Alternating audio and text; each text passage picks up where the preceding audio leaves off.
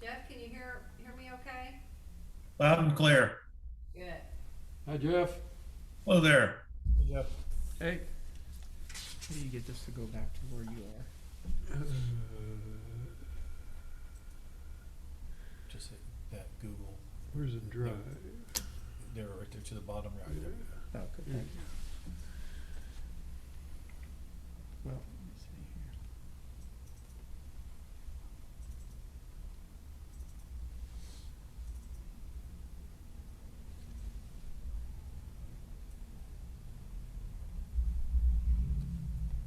Yeah, we figured out the mystery with the sound system. What was it?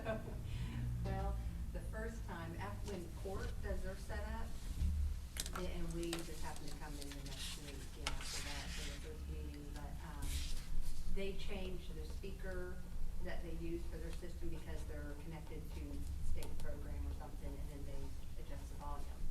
So Scott, he usually switches it back, and, so then we've always, it's been the same. But- Mhm. So then one week it wasn't, so then I knew for the last month, okay, what speakers I need to have on. So then the last time Scott turned the volume up, back up, cause they have to turn it down for a court. Well, I didn't know, I mean, even turning this on here, you have to push this button up, there's not like a up and down. Yeah. So we were trying and trying, but we called last night, and he said, you gotta like shove that button upwards. And I was like, oh, okay, so now I know, so. But boy, I tell you, it makes you nervous. How often does the court meet in here? They meet, the last Wednesday of each month usually. It's Really? the last, yeah. Mhm. There was a couple times that they canceled last year just because of cases were down lower with COVID and so forth, and then now it's starting to pick up, but, yeah. I didn't know they met there. I wondered where they met. I thought maybe they met over at the police. Yeah, no, station. they meet right here. Yeah.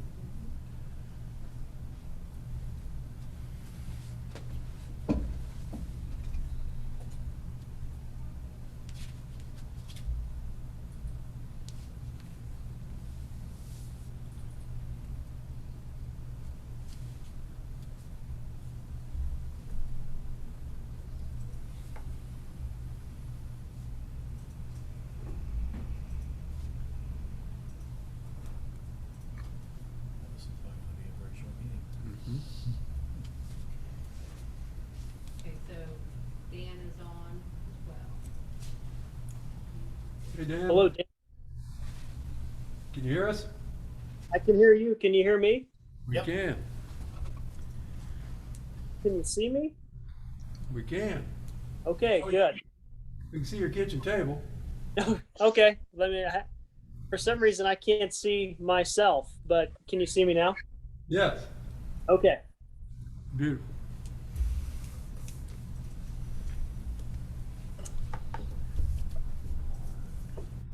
How's everybody doing? Good. Doing well. How about you? Great.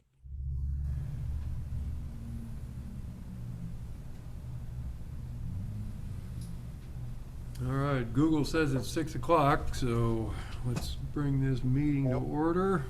Can we have a roll call and determine quorum, please, starting on my left? Steve Denny here. Craig Campbell here, Mike Hanna here. and Dan, could you chime in? Yeah, sure. Dan Maddox joining via Zoom. Very good, thank you. A quorum has been established. Approval of meeting minutes. Has everyone had a chance to look at last month's meeting minutes? Yes. I have. Okay. Any questions about any of that? Hearing none, do I have a motion to approve the minutes as written? So moved. We have a motion. Do I have a second? I'll second. Thank you, Dan. We have a motion and a second. All in favor of approving the minutes from the last meeting as written, signify by saying aye. Aye. Aye. Any opposed? Hearing none, the minutes pass. This will be a quick meeting, folks, because we're just doing revision stuff here and updates. But the Interstate Quadrant Master Plan, quick update from last night. I attended the Planning Commission meeting where Kimley Horn did the same presentation for them that they did for us. And there were some questions and some comments and this and that, but the Planning Commission approved the plan, and now it's gonna move on to the town council for their approval. So we've gotten it that far. The RDC visioning discussion, does anyone have anything else you wanna talk about on this? It's kind of an ongoing piece as ideas come up, as suggestions come up, as to what we can do. We know we're kind of strapped for funds right now, and not a lot we can do, but if there are suggestions or things we need to talk about, we can always discuss this. Does anyone have anything on that right now? I have a comment. Just with everything that's going on in the town regarding the Interstate Quadrant Master Plan, the I-69 Master Plan, I don't feel like we as a town are doing enough to market what the town of Pendleton has. I know we do have some firm out of Indianapolis that is assisting in some ways on a commission type basis, I believe. But I think we as the RDC need to start looking at possibly somebody that has some more experience in economic development and or some type of company or organization that could help us. Maybe we always talk about Pendleton's growing, and Pendleton is growing, but I feel like we as a town need to be a little more proactive in marketing what we could offer. And Ken made a point last night, that very point. He said this. Who said that? Ken, I can never get his last name pronounced. Oh, right. yeah, okay. Kimley Horn, the man from Kimley Horn. He made the real point that if the town council approves the Interstate Quadrant Master Plan, marketing is gonna be key to get buy-in and folks Okay. involved with that. So you're not wrong, and we've made fits and starts with marketing groups. That'll be a discussion with Scott and Kayla. But you make an excellent point.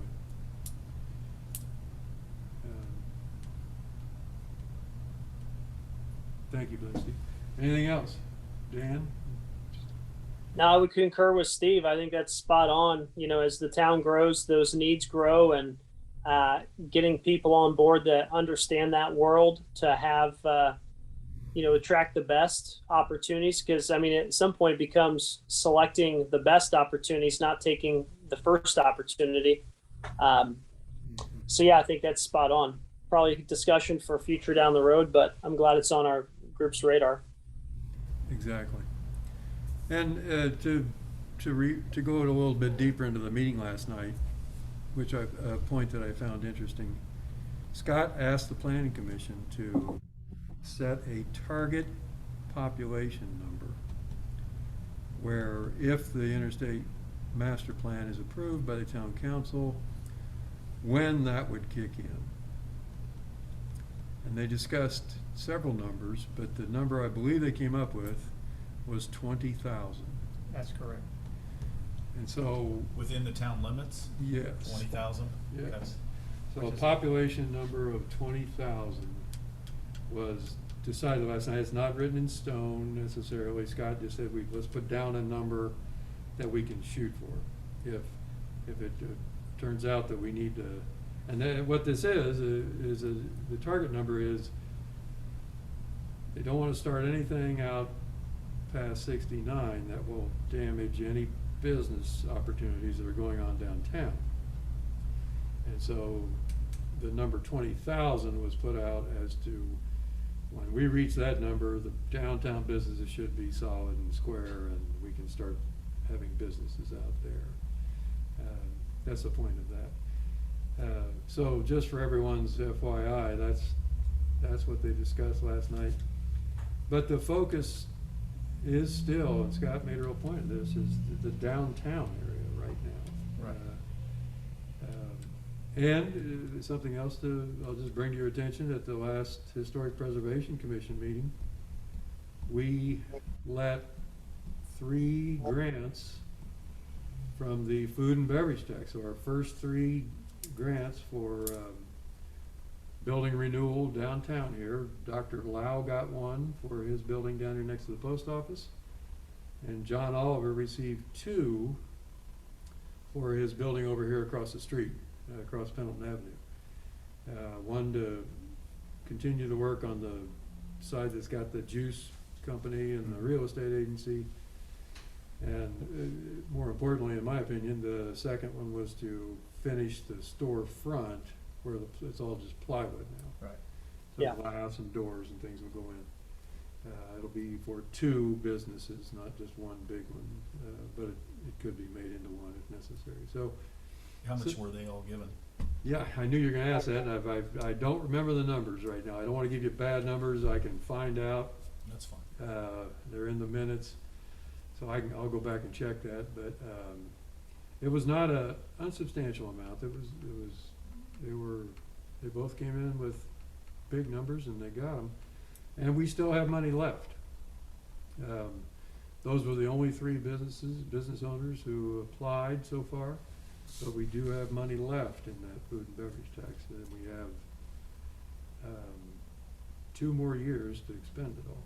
Do they have- Craig, is that a matching grant? I was gonna ask. Yes, it is.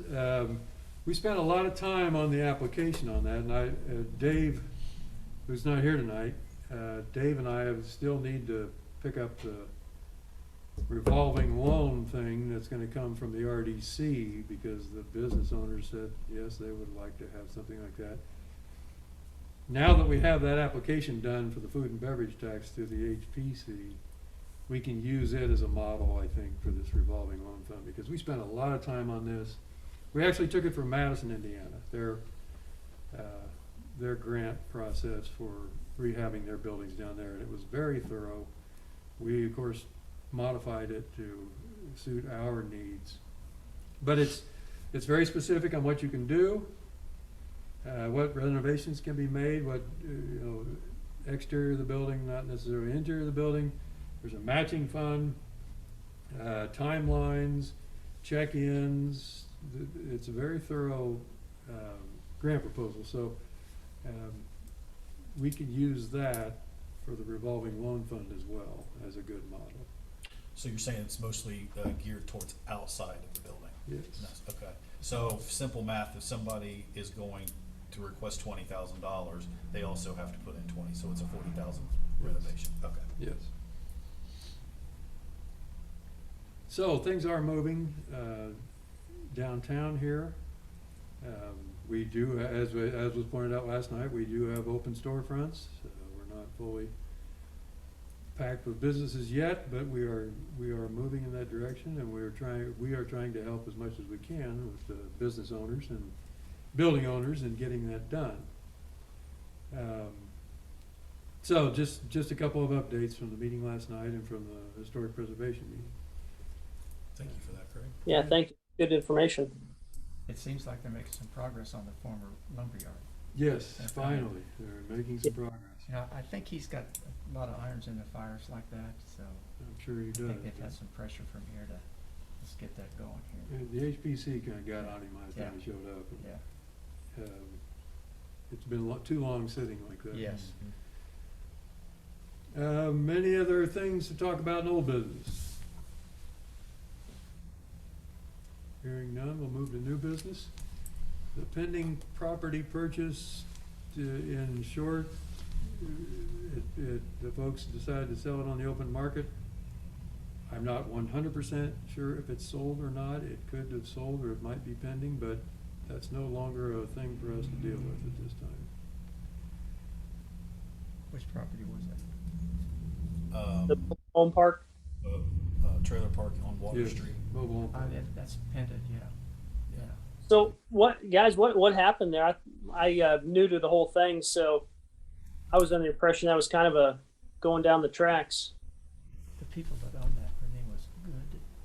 I think so. That was the grandma, the lady who passed away. Yes. Was that any of the Goods Candy people? Dan, in short, the seller, the property owner, just decided to take it out to the open market. They thought they could get more than what we were offering. Because by statute, we have to get 2 appraisals. We did get 2 appraisals. It came in at a certain price they felt was low, and so that's when they decided to put it on the open market, and within 2 days it was sold. The statute, I assume, doesn't allow us to pay over the appraised value. Whatever the 2 appraisals came in, we had to divide that by 2, and that's Average them. that's the max we can pay. Now we Yeah. could have, if we wanted to go back and try 2 different appraisers, we could have done that, but at the time we decided not to. Understood. I'd like to make a comment Please do. regarding this. What happened with the possible purchase of that property? The one thing that we as the RDC need to really make sure of, it's our responsibility, and it's easier as an arm of the town to purchase property through the RDC than it is to purchase things through the town council. There's, according to Jeff Graham, and correct me if I'm wrong, Jeff, it's easier to go through the RDC than going through the town. Is that correct? That's right. You guys are the business arm of the town. So you by statute are given a lot more room to wheel and deal than the council is at large. Fewer hoops. The intention in creating redevelopment commissions was for municipalities to do business with the private world. So you're absolutely right, Steve. Okay. So my comment, and we have to make sure that this is followed, is that if there is any type of property, for example, that the town is looking at buying, then a representative of the RDC, whoever that be, Craig, me, Mike, Dan, Dave, whoever that might be, needs to be involved in that from day one, and not come in, after the fact, and get involved. So I think we learned a hard lesson this last time, and I think we've made the proper corrections to things, but definitely need to have somebody from the RDC involved from square one. Excellent. Thank you for that. Well, since A lot of sense. you need a state real estate license, I can do that. Or know about it. Go ahead, Dan. No, I just said that I concur. Makes a lot of sense, Steve. All right. Do we have anything else to discuss this evening? Hearing nothing, do I have a motion to adjourn this meeting? I'll make a motion to adjourn. We have a motion. Do I have a second? A second. Got a second? All in favor, signify by saying aye. Aye. Aye. Meeting adjourned. Thank you all so much. Thank you. Bet. See you guys next month. Thank you. Good to see you, Dan. Mike, thank you. Steve, thank you. Nice seeing you again, sir, out there. Pleasure to see you.